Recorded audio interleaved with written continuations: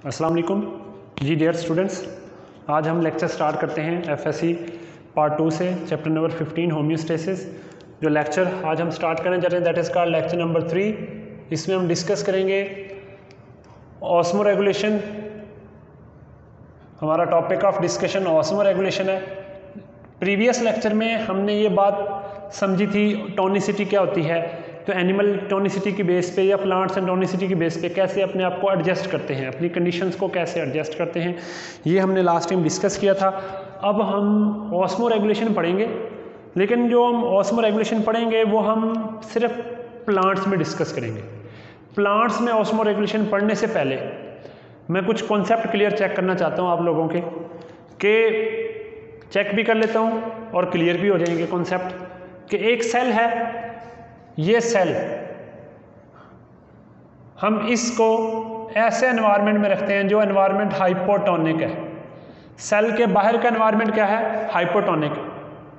तो अब सेल क्या होगा? जब एनवायरनमेंट हाइपोटोनिक है, सेल हाइपरटोनिक होगा।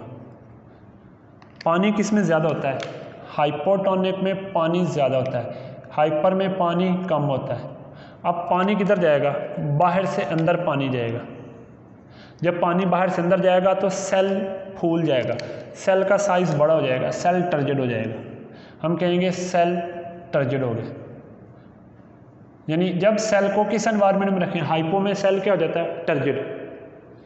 अगर मैं ये कहूँ एक सेल है, हमने उसको इस एनवायरनमेंट में रखा है जो एनवायरनमेंट हाइपरटोनिक है, तो सेल हाइपोटोनिक होगा। पानी कहाँ ज़्यादा हुआ? हाइपो में पानी ज़्यादा होता है, हाइपर में पानी कम होता है, तो पानी बाहर निकलेगा। सेल से जब पानी बाहर निकलेगा तो सेल का साइज़ छोटा हो जाएगा। हम कहेंगे सेल क्या हो गया? श्रिंक। तो सेल श्रिंक हो गया। जब हम सेल को हाइपरटोनिक एनवायरनमेंट में रखते हैं तो सेल श्रिंक हो जाता है। जब हम सेल को ऐसे एनवायरनमेंट में रखें जो आइसोटोनिक है, तो जिस तरह की कंडीशन सेल में होंगी इसी तरह की बाहर होंगी, तो सेल पे कोई फ़र्क नहीं पड़ेगा। सेल सेम रहेगा, वैसे का वैसा ही रहेगा, उस पर कोई फ़र्क नहीं पड़ेगा। ठीक है, तो यही बात है कि जब एक सेल है उसको क्या किया जाता है? प्लेस्ड रखा जाता है। किस में? Placed in hypotonic environment. When placed in hypertonic environment, when placed in isotonic environment. तो क्या होता है? जब सेल को हाइपोटोनिक एनवायरनमेंट में रखते हैं, एनवायरनमेंट हाइपो है तो सेल में पानी आता है तो सेल टर्जिड, सेल फूल जाता है। जब हाइपर में रखते हैं तो बाहर पानी कम होता है तो सेल से पानी निकल जाता है, हम लिखेंगे सेल श्रिंक, उसका साइज छोटा हो जाएगा। आइसो में सेल रिमेन सेम, सेल वैसे का वैसा ही रहेगा। तो आइसोटोनिक जो कंडीशन होंगी उसमें सेल वैसे का वैसे रहेगा, उस पे साइज, उसके साइज पे कोई फ़र्क नहीं पड़ेगा। तो अगर प्लांट का सेल होगा तो उसकी शेप चेंज नहीं होगी, एनिमल का सेल होगा तो शेप चेंज हो जाएगी। क्यों? प्लांट सेल में शेप चेंज नहीं होती, जो प्लांट सेल होता है उसमें शेप चेंज नहीं होती। वजह? क्योंकि सेल के ऊपर एक सेल वॉल होती है। देखें, प्लांट का सेल ऐसे होता है, ये प्लाज्मा मेम्ब्रेन है सेल की, ये अंदर न्यूक्लियस है, ये अंदर वैक्यूल है। ठीक है, वैक्यूल के अंदर मोस्टली पानी जाता होता है। ऊपर एक सेल वॉल है जो रिजिड होती है, सेल वॉल। सेल अंदर से छोटा बड़ा होता रहेगा प्लाज्मा मेम्ब्रेन से, लेकिन बड़ा भी हो जाएगा और छोटा भी हो जाएगा। तो प्लाज्मा मेम्ब्रेन बड़ी छोटी होती रहेगी लेकिन सेल की शेप चेंज नहीं होगी। सेल वॉल रिजिड होती है, वो शेप चेंज होने नहीं देती। एनिमल में सेल वॉल नहीं होती, इसलिए उनकी शेप चेंज होगी, वो नज़र भी आएगा सेल की शेप चेंज हो रही है। तो ये कॉन्सेप्ट याद रखें। इस बेस पे हम डिस्कस कर लेते हैं प्लांट्स में ऑस्मो रेगुलेशन। तो हमारा टॉपिक है ऑस्मो रेगुलेशन इन प्लांट्स। हम प्लांट्स में डिस्कस करेंगे। जब ऑस्मो रेगुलेशन इन प्लांट्स की बात की जाती है तो ऑस्मो रेगुलेशन की बेस पे प्लांट्स के 3 ग्रुप बना दिए। एक प्लांट्स को नाम दे दिया हाइड्रोफाइट्स,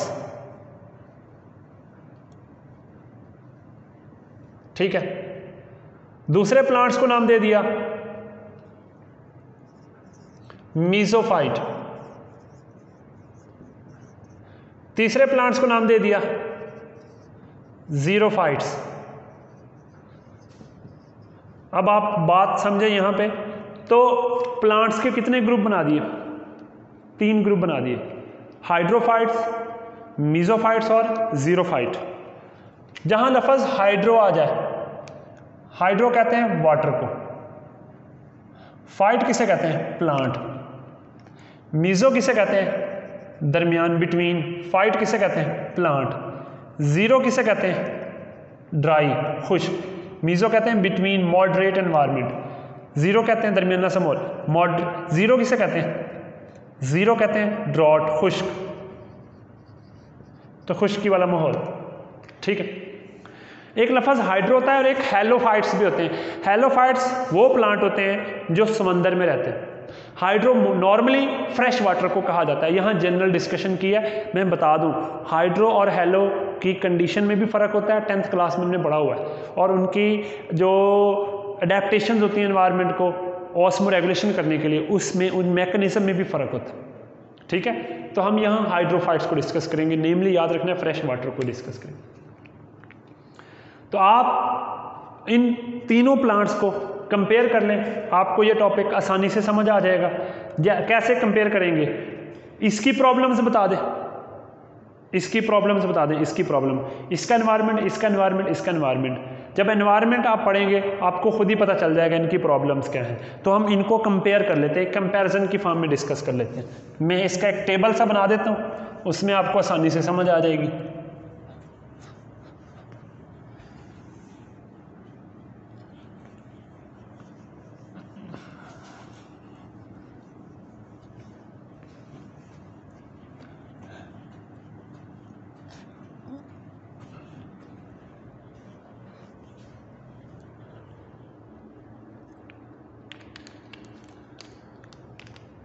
हम यहां ले लेते हैं प्लांट्स कौन से?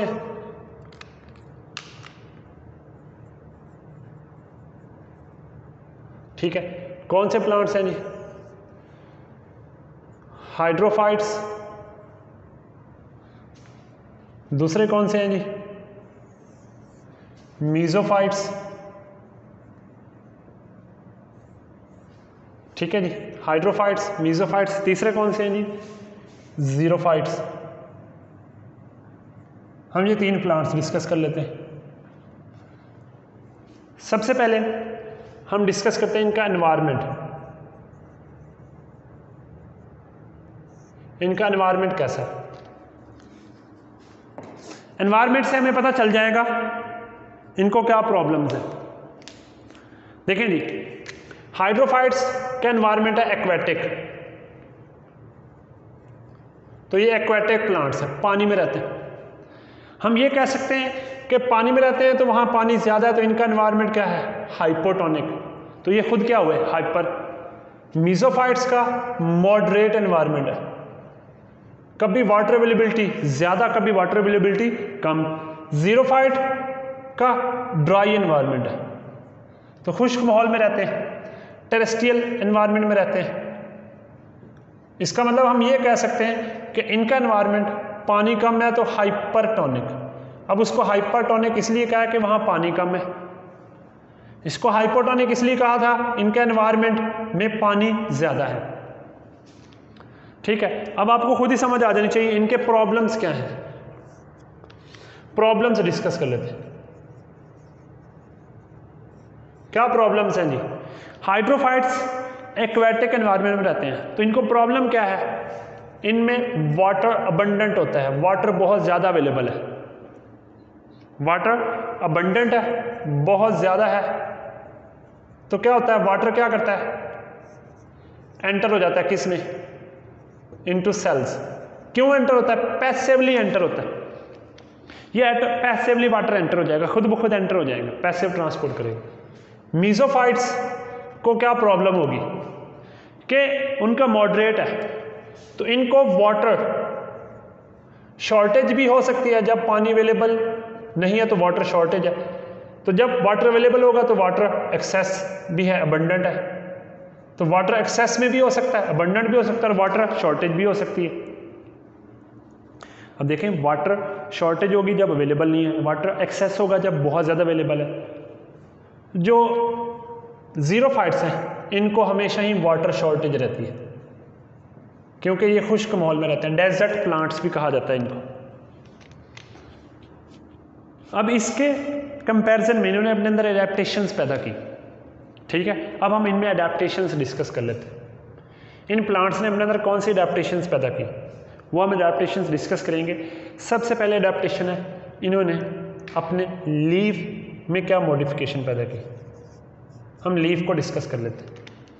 इन्होंने क्या किया जी, अपने हाइड्रोफाइट्स को वाटर बहुत अबंडेंट अवेलेबल था, तो इन्होंने अपने लीफ लार्ज कर लिए एंड ब्रॉड, चौड़े और बड़े पत्ते कर लिए, जिससे ये हुआ वाटर लॉस ज़्यादा हुआ। लार्ज और ब्रॉड होने से क्या होता है, नंबर ऑफ स्ट्रोमेटा ज़्यादा हो गया, ठीक है। तो लार्ज एंड ब्रॉड लीफ होने से क्या होता है, ट्रांसपायरेशन ज़्यादा हो जाती है। ट्रांसपायरेशन किसे कहते हैं, पौधों में पत्तों के अंदर ही वेपर्स बनते हैं, वो वेपर बाहर निकल जाते हैं, तो पानी का वेपर की फॉर्म में निकलना ट्रांसपायरेशन है। चैप्टर 14 का ये बहुत इंपॉर्टेंट टॉपिक था। 90% ट्रांसपायरेशन स्टोमेटा से होती है। तो ट्रांसपायरेशन करते हैं, वाटर लॉस करते हैं। ट्रांसपायरेशन इंक्रीज करने के लिए इन्होंने क्या किया, अपने लीफ लार्ज कर लिए और क्या कर लिए, ब्रॉड कर लिए, ठीक है। अब इन्होंने अपने स्टोमेटा में क्या चेंज पैदा किया, जब इनके पत्ते बड़े हैं तो इनमें नंबर ऑफ स्टोमेटा क्या है, लार्ज नंबर, बहुत ज़्यादा है, तादाद में क्या हो गया, ज़्यादा हो गया स्टोमेटा। जब पत्ते बड़े हैं तो स्टोमेटा ज़्यादा है। इससे क्या फ़ायदा होगा, इससे भी यही फ़ायदा होगा कि ट्रांसपायरेशन क्या हो जाएगी, ज़्यादा हो जाएगी। तो ट्रांसपायरेशन को बढ़ा दिया इन्होंने। नंबर ऑफ स्टोमेटा ज़्यादा होने से क्या हुआ, ट्रांसपायरेशन ज़्यादा होगी, पत्ते चौड़े हैं, और इनके स्टोमेटा ऑलवेज ओपन, हर वक्त ओपन रहते हैं। ऑलवेज ओपन क्यों बेटे, क्यों, क्योंकि इनको वाटर अबंडेंट है। जब वाटर अबंडेंट है तो इनके स्टोमेटा ऑलवेज ओपन, हमेशा खुले रहेंगे। जितना वाटर लॉस होगा उतने ये फायदे में रहेंगे। और इनमें जो स्टोमेटा होते हैं वो कहाँ होते हैं, upper side, upper epidermis of leaf. तो जो लीफ है उसकी अपर एपिडर्मस पर होते हैं। तो पत्ता है, पत्ते की ये सरफेस है, ऊपर व लोअर। नॉर्मली प्लांट्स में लोअर साइड पे होते हैं, हाइड्रोफाइट्स में स्टोमेटा भी अपर साइड पे, ऑलवेज ओपन है, डायरेक्ट वाटर लॉस हो रहा है एनवायरनमेंट, ठीक है जी। इस तरह हम डिस्कस कर लेते हैं क्यूटिकल। क्यूटिकल क्या है, ये एक वैक्सी लेयर है, वैक्स की बनी हुई है। ये वाटर बैरियर का काम करती है, तो ये वाटर बैरियर का काम करती है, ठीक है। तो इनमें जो क्यूटिकल होती है वो क्या होती है, एब्सेंट होती है। इनमें क्यूटिकल होती ही नहीं है, ठीक है। आप कह लें होती ही नहीं है, एब्सेंट है। जब इनमें क्यूटिकल नहीं है तो इससे वाटर बैरियर का काम भी नहीं कर पाएगी, ठीक है जी। इसकी एग्जांपल दे दें, इसकी एग्जांपल में आता है water lily plant. Water lily, water lily कमल के फूल को कहते हैं। ये वाटर लिली जो कमल का फूल है ये तालाब में, जोहड़ में उगता है, ठीक है। तो ये कमल का पौधा जो होता है, अब हम इसको डिस्कस कर लेते हैं कि इसमें ये सारे फीचर्स होंगे, क्योंकि ये हाइड्रोफाइट्स है और इसलिए ये बड़े बड़े